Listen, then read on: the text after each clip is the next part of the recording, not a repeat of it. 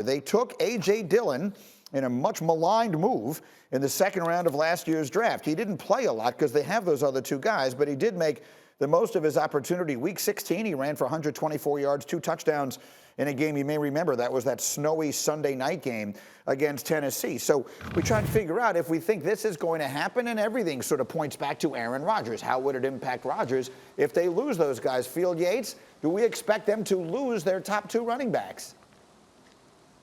I think it's very possible. At least one of them, Aaron Jones, will be the higher priced player in free agency, will go greeny. But you just made the important point. A.J. Dillon was their second-round pick last year. And yes, it was much maligned. But you don't just draft for the players you need that year. You draft for future needs as well. The Packers forecasted they could need a running back to be their starter in 2021. Aaron Jones is an incredible player who earns whatever contract that he gets somewhere.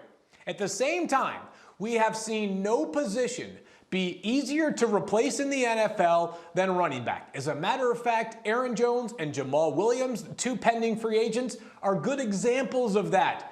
Aaron Jones, a 5th-round pick. Jamaal Williams, a 4th-round pick. No one was talking about those players when the Packers took them back in 2017. Aaron Jones is awesome. Jamaal Williams, very effective. But if the Packers have to move on from them, there are ways to replace them, and A.J. Dillon is a huge part of that equation. So, D. Wood, if you're Aaron Rodgers and you lose, for the sake of this discussion, Aaron Jones, what are you thinking? Well, I'm sure he's not going to be the most thrilled guy, but if I'm Aaron Rodgers, I would be, if I had to weigh that, losing those guys and my all-pro center, I'll take my all-pro center because, you know, protection is paramount, and I think that's where it has to fall for Aaron Rodgers and the Green Bay Packers. Making sure the offensive line is fortified, adding some weapons maybe on the outside, but, you know, like Phil talked about, the running back position, honestly, it's like a dime a dozen. You drafted a running back in the second round last year. He's going to be your bell cow. So I expect the Green Bay Packers to continue to fortify their offensive line. I just want to clarify one thing. You think that keeping the center is the most important thing. At what position were you drafted? What do you think, Greeny? Center. Of course I'm going to advocate for the whole line. Just making sure everyone's aware of that. I just want to keep things fair here as we disparage running backs and their value in life. Want to make sure that everyone is aware of that. What do you think? The idea, I mean, Aaron Jones is a stud, and he is, I mean, I think he qualifies as a superstar in the NFL right now based upon his numbers.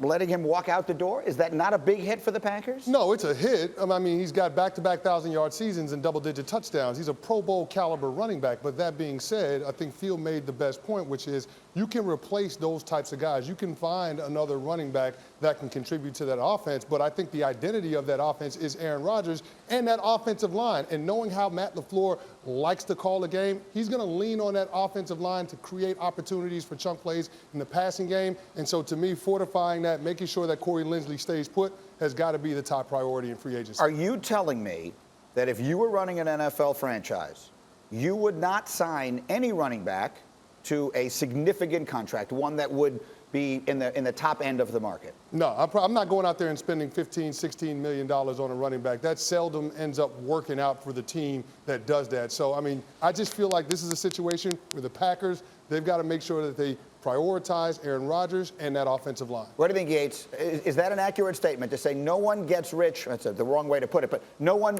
makes the right move by making a running back rich? Hey, Greeny, what's the best running back contract that has aged at the top of the market? Find the one that's really worked out. David Johnson got traded. Todd Gurley got cut. Zeke Elliott is a player that we're talking about whether the Cowboys should have made the investment in the first place. Christian McCaffrey is awesome. He gets hurt last year. Mike Davis comes in, making $3 million last year and has 1,000 scrimmage yards. They don't pay general managers to make the obvious decisions. They pay general managers to make the difficult decisions. And philosophically, I do not believe that making a running back a top 5 highest paid player at his position is a way that you can build a roster that is intended to sustain success. Aaron Jones is great. I think if I'm the Packers, I'm letting him get paid big by somebody else. Saquon Barkley, if you're watching, I apologize to you because this conversation has to be very depressing. Super quick, D, would you agree with that or disagree? I agree. I think you can replace running backs. Running backs are a dime a dozen, in my opinion. Thank you for watching ESPN on YouTube. For live streaming sports and premium content, subscribe to ESPN+.